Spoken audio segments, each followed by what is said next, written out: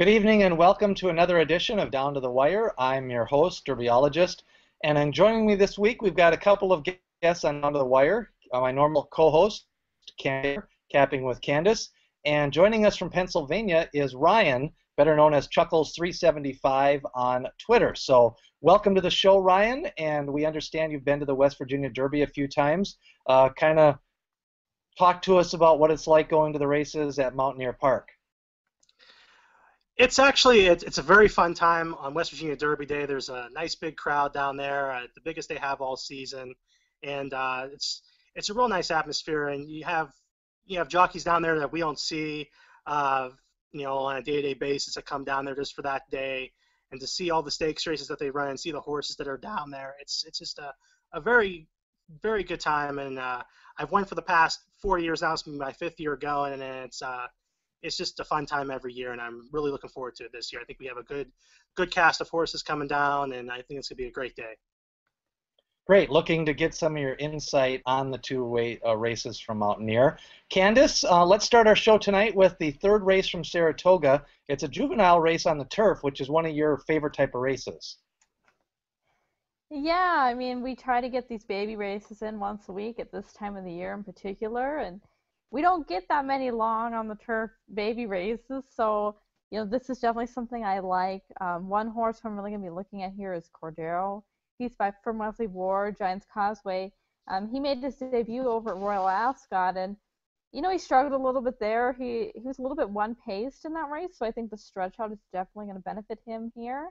I do remember Wesley Ward saying before that race that one reason why they debuted him over there was because they could get him in a race at 7 furlongs. And at that time of the year here, you just didn't see races on the turf going quite that far. So, this is one who I think they've definitely, had in the books as one who will love to route. And so I think he'll like the distance here. Giants Causeway is always good, for younger horses and even more so on the turf. So, even though typically I don't like to play Wesley Ward babies who didn't win on debut, this is a little bit of a different case, so I think he's going to be an exception, and I think he's going to be pretty tough here. The other one who I'm really looking at is Face the Music. This is a Phipps homebred for Shug.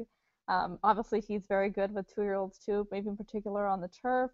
Joel Rosario gets the mount, and he's by Stormy Atlantic, who is another one who, you just look for him going on the turf for the babies, and he has a couple really nice works locally at Saratoga. So for me, those are kind of really the two that I'm looking at, but it's a fun field of horses. I think, one thing about these longer races on the turf at this time of the year is we tend to get pretty big, full fields, which always makes for a fun race.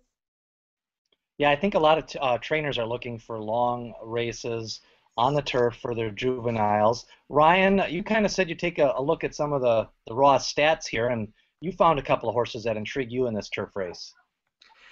Yeah, actually, I saw this race pretty much exactly like Candice. I do like the 5 Cordero. I think the extra distance is going to suit him very well, getting the 2 turns. I also like the 3 Face the Music. I think the stats on Stormy Atlantic first time out, especially on the turf, are good. And another horse that I looked at a little bit was Designed for War, the 13 horse on the also eligible list.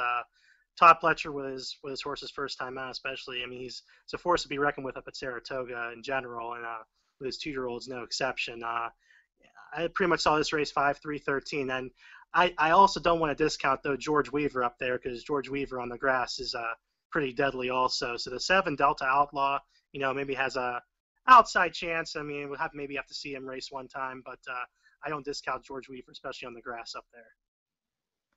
Yeah, those two were pretty much my 2 selections. I like Delta Outlaw and I like Face the Music.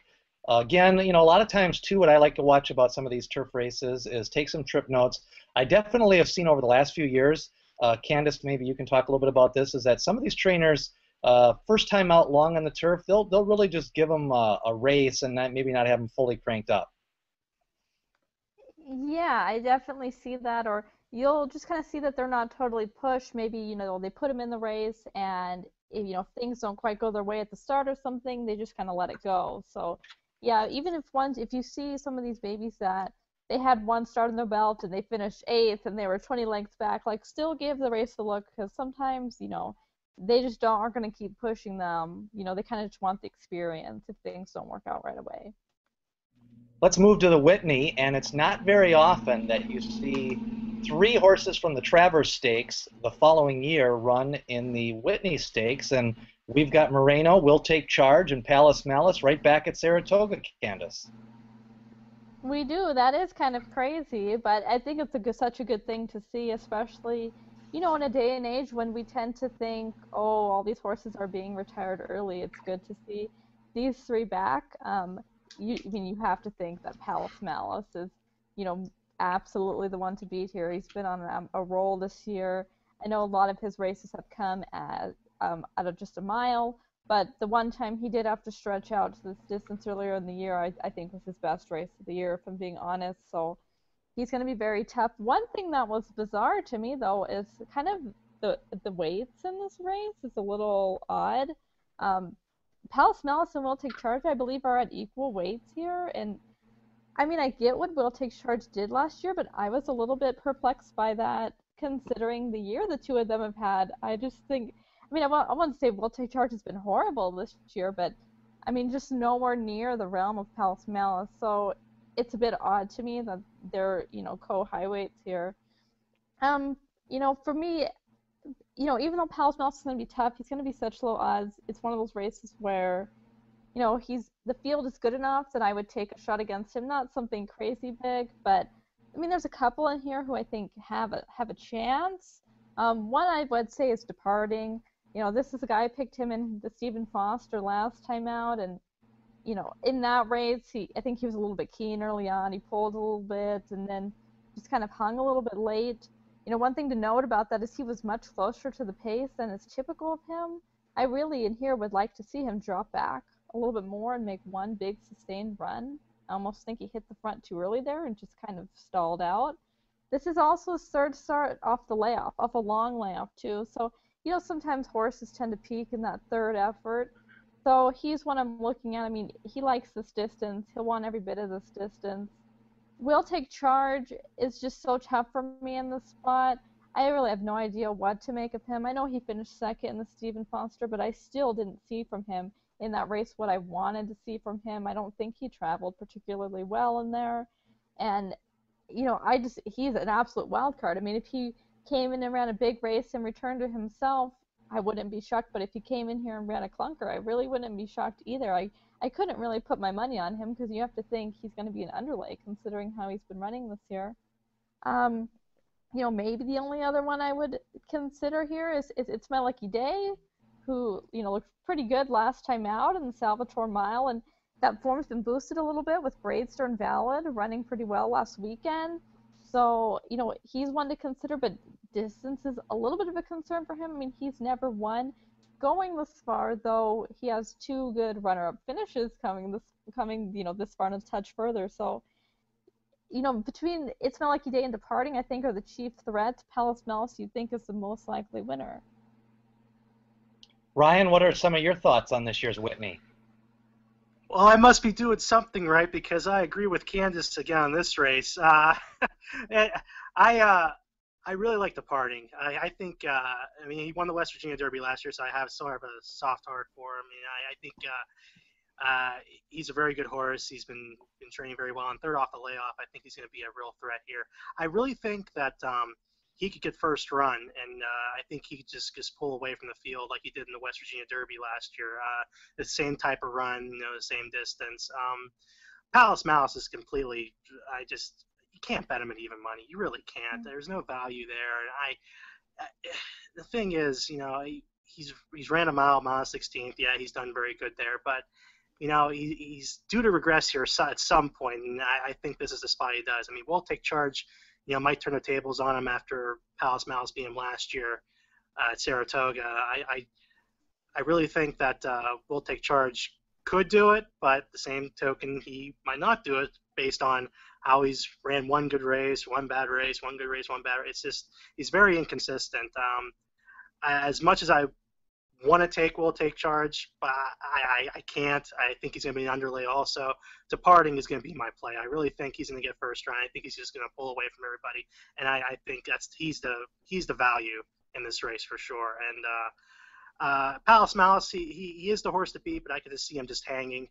making a run, just hanging for third. So I saw this as a 6-1-5 in here, and it's my lucky day. It's interesting that he's in this race. I mean, he's been running some good races, and Paco Lopez is just, he's riding lights out right now. I mean, he won 6 races at one car at Monmouth a couple weeks ago, and he's just riding very well right now. And I wouldn't discount him, especially in this race, the way he's been riding and the way It's My Lucky Day's been running as well. So I saw a 6-1-5-4 is how I saw it. So departing for me in the Whitney. Kind of interesting. I wanted to look at Moreno. He's got some speed, and then you've got It's My Lucky Day with speed. But you would think at some point those two are going to engage each other and kind of maybe duel that out. So I don't think we have the scenario of a loose on the lead horse. We'll Take Charge. I find it hard to pick him just because in the post parade the last couple of times he noticeably didn't have the spark that he had last fall, that he had on Breeders' Cup Day, and especially the Pennsylvania Derby. Anybody that records post parades and looks at some of that analysis, just on Pennsylvania Derby Day last fall, Will Take Charge just looked like a monster. Was really had his ears forward, was muscled out, was keen, was nosing into the lead pony. So until I see that look out of him again, kind of tough for me to take him.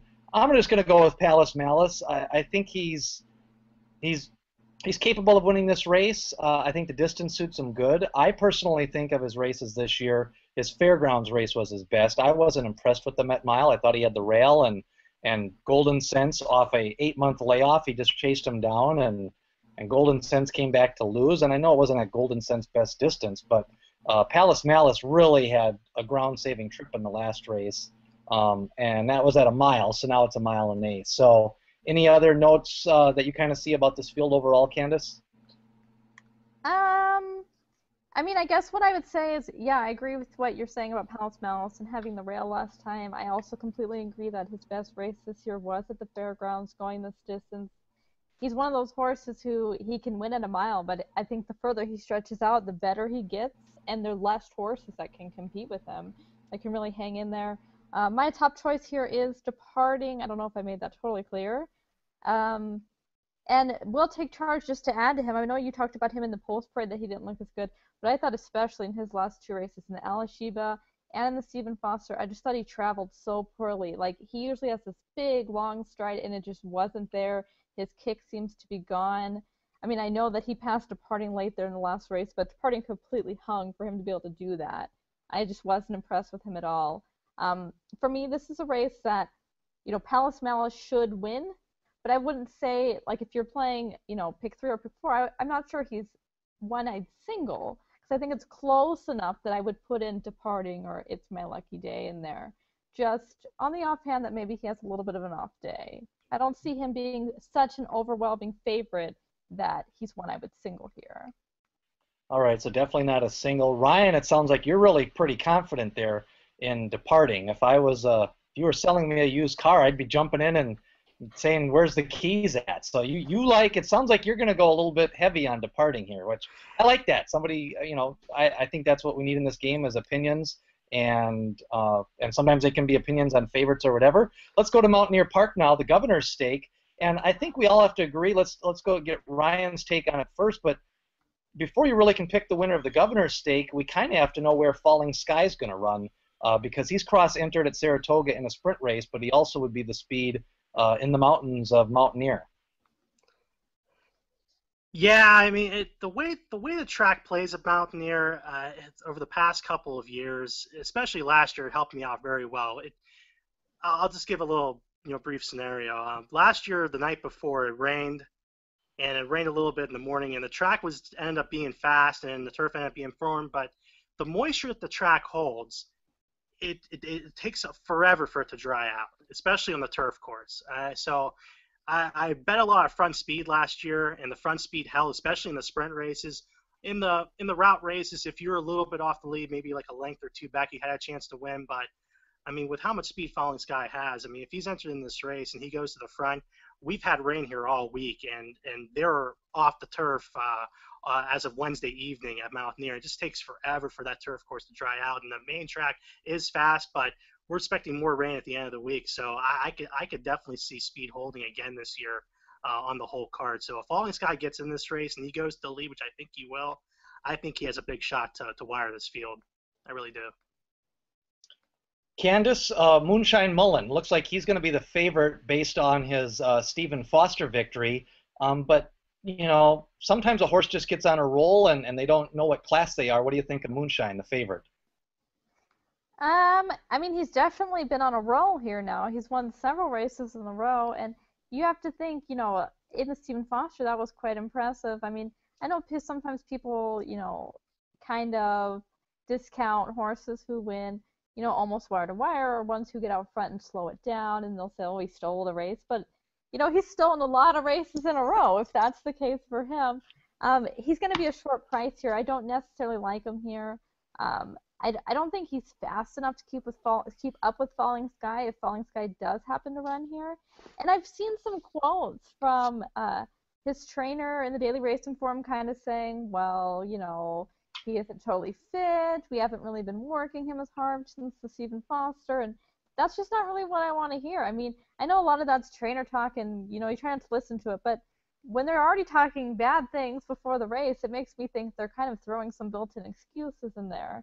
So, I think he has the class considering the races he's ran in, but I don't really like the vibes that I'm getting, and I don't think he's fast enough to get out there if Falling Sky does run. If he doesn't, then he's probably going to be in the lead, but regardless, I really like Carve in this race either way, to be honest.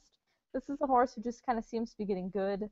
I don't think, he's cutting back from Malice. I know that was over a sloppy track, but, the distance doesn't seem to be a problem to me, and this is a horse who I just think is going to hound Moonshine Mullen or Falling Sky, whoever's up on the lead, and just, kind of take over coming around the far turn. So I don't see Carve being on the lead, but I see him being pretty close, maybe a length or so off the pace, and, just kind of wearing him down. Ryan, who's your final call in this race? Well, I do love the short story on Moonshine Mullen. It's a great story. I mean, he's won 4 or 5 straight night lost track. I mean, he's a great story, and he's going to be in the Breeders' Cup Classic due to that win in the Stephen Foster. But I just don't know. At this price, I mean, he's going to get pounded at the windows, I think, and there's going to be no value there. I'm always looking for value in races, and I just if I do like Candice's opinion on Carve. If you're a length or two back, especially if you're routing at Mountaineer and the way the track I think is going to play, if we get more rain, I think Carve will get that first run and he'll go, just pull away from them.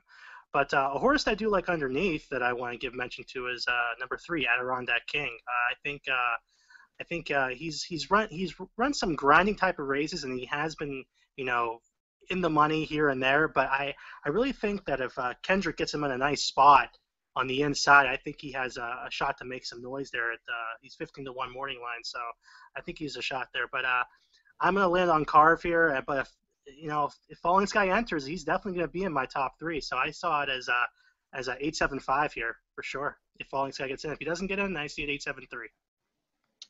Yes, kind of for me, I went with Falling Sky if he runs here. I'm not planning on him running it, so my official top pick, I like Adirondack King. He kind of, like you mentioned, he kind of runs a big race every now and then. I think he's going to have the right running style here. I think Carve and Moonshine can kind of soften each other up. I'm hoping if Falling Sky doesn't run in the race, I think Adirondack King can make his move and at a big price possibly upset the apple cart here. I can't play Moonshine Mullen. I've seen too many horses over the years where they get on a roll, but when the roll stops, it stops abruptly. It usually doesn't end pretty when those claimers get on a roll and they finally just meet up with a field that's got a lot of class. So for me, Moonshine Mullen, I like the horse, and I could see him winning, but I really think if he does lose, it could be one of those bridge jumper losses where he doesn't even show. So I'm going with Adirondack King. If Falling Sky does happen to run, I just think he might be the speed of the speed, and I think he'll like the short Mountaineer stretch. The West Virginia Derby. This race came up kind of top-heavy, I thought. I thought the big 3, you've got a story if any of the top 3 lose here, Ryan.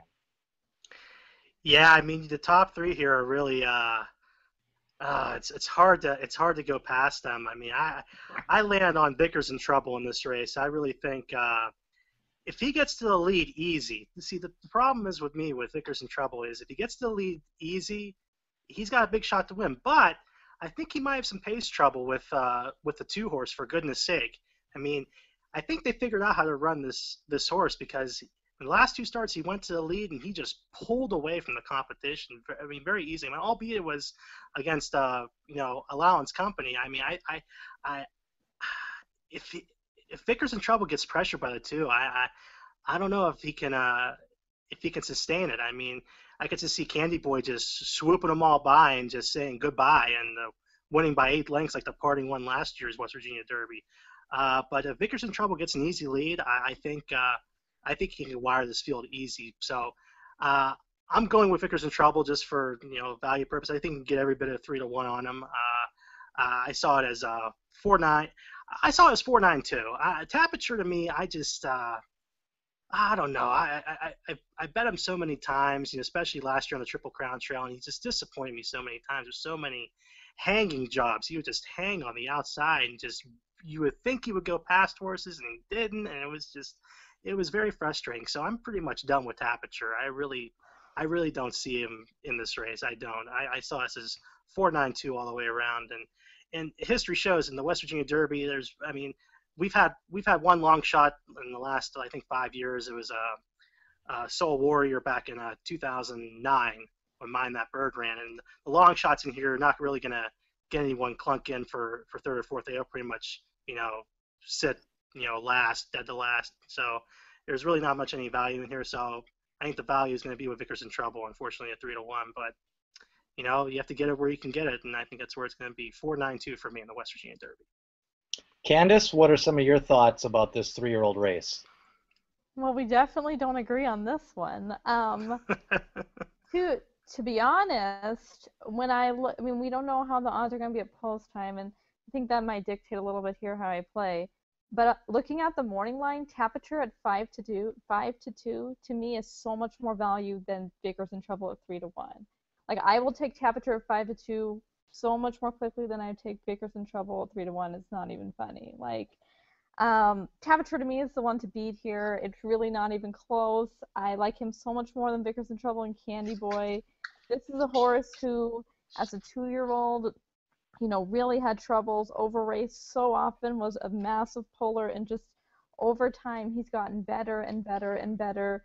I know he clunked up in the Kentucky Derby. That happens all the time, though, with all these horses. And even on Arkansas Derby Day, I know, Craig, you pointed out that, maybe that was a track that seemed like just on that day some horses handled it and some horses didn't. And we've seen Bayern and, other horses from earlier in that card who've come back to run good races since then. So it could have just been, he didn't take to that track super well that day.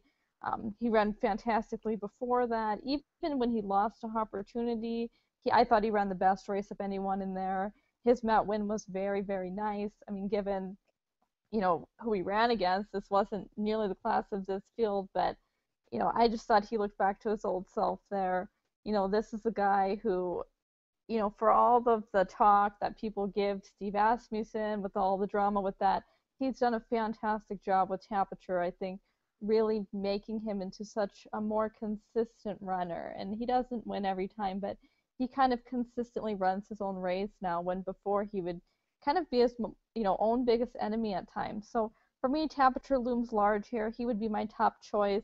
One who I like underneath actually is For Goodness Sake. He's one who I've mentioned him a few times on Twitter. I've posted his allowance race, and again, this is kind of an acid test for him here, but that last race was nice, and it was against older. I mean, I think the only older was Golden Soul, who it seems like a lot of people don't respect, but he was just a maiden winner, and he demolished that field. And Golden Soul actually really pulled up, next to him, and he blasted off. I mean, I just love the way he's looked in his races visually. They've been very impressive, and for me to put him underneath, I really liked him, because I've kind of tried to shy away from these races at Churchill. I tend to think as a whole the races at the most recent Churchill meet were pretty weak, but that race was just too visually nice for me to not think he can't get second or third here. I don't know if I'd play him to win by any means, but For Goodness Sake, to me, as a horse who I'd ladder, place, and show here,